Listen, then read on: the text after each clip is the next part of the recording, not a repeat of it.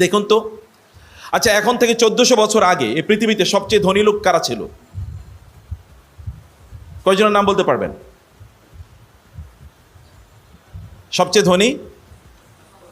হ্যাঁ, একজনের নামও জানেন না নাকি? 1400 বছর আগে ওসমান রাদিয়াল্লাহু তাআলা আনহু তো 1400 বছর আগেই মারা গেছেন, তারও আগে। আচ্ছা 1450 বছরের কথা আমি বলছি, সেটা ইসলামের শুরুতে। আচ্ছা 1300 বছর আগে সবচেয়ে বড় ধনী কারা ছিল বলেন?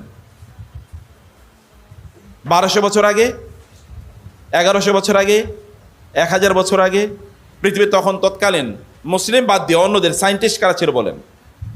তৎকালীন রাষ্ট্রনায়ক কারা ছিল? অথবা তৎকালীন যদি আপনি ডক্টর বা ইত্যাদি ফিজিশিয়ানের কথা বলেন, how many names you remember? How many?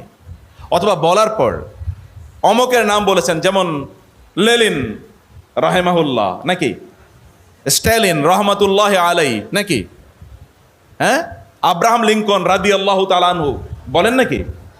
কেন, সমস্যা কি? যেই কয়েকজনের নাম আপনারা জানেন, জর্জ ওয়াশিংটন আলাইহিস সালাম, বলবেন নাকি? দাদা বলছেন না, কেন বলছেন না? কেন বলছেন না?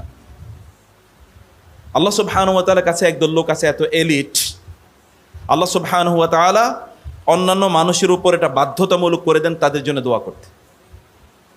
ইমাম নববীর নাম শুনেছেন আপনারা? কেন? ইমাম নবী কি অনেক টাকা পয়সার মালিক ছিল নাকি? উনি কি অনেক বড় ব্যবসায়ী ছিলেন?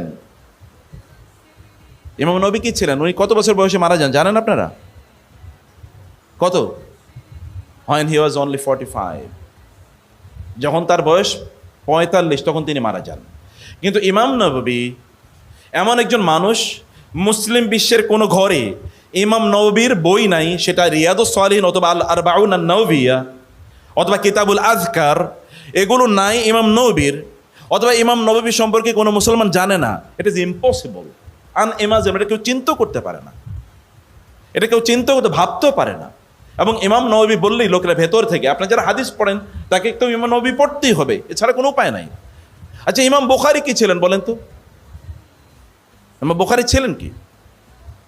এমন কোনো মানুষ আছে যিনি হাদিস পড়েন অথবা যারা ইসলাম সম্পর্কে জানেন কিন্তু ইমাম বুখারীর নাম জানেন না, এরকম কেউ আছে?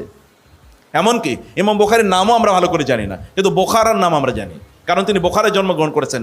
একটা জায়গা পর্যন্ত ইমাম বুখারীর কারণে, তার কারণে একটা জায়গা পর্যন্ত গোটা পৃথিবীর মানুষের নাম মুখস্থ হয়ে গেছে। যেই জায়গাটিতে সত্যিকার অর্থে আমাদেরকে খালিদাম মুখাল্লাদান মানুষের অন্তরে এবং আল্লাহ সুবহানাহু ওয়া তাআলার পক্ষ